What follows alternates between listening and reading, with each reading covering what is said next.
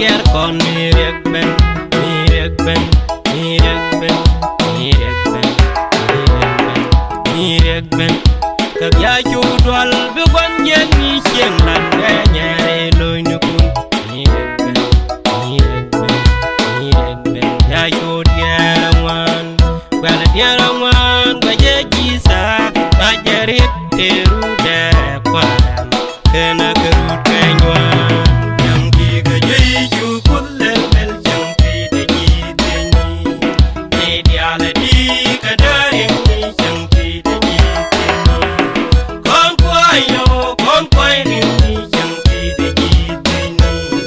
Du loy du chaga yi jang pi de ji de ni. Jang ku ni dalaram chen ko jang pi de ji de ni. Baby bekan kaneru jang pi de ji de ni. Nagaro ka dia cho cheram kel jang pi de ji de ni. Chwana kon bel chwana kon moire chwana kon koin kelam ni chwana kon bilu chwana kon bel bang chwana kon nger cha kon mai cha kon ko makene lara bagoinu selami kuja juy kwet kapang kacerku joko la do joko ti joko man joko tu joko tu yang mal ku pinja na kudu joni joko beben kacerku joko beben kacerku min char jana ne jan ba pe kone tela kosien kene te jinyone yang di ga jai ju kullel bel jang pi de ji de ni ne diala di kadarim ni jang pi de ji de ni kon kwai yo kon kwai ni jang pi de ji de ni du loy du chaga yi yu jang pi de ji de ni jang ku ni dalaram chen ko jang pi de ji de ni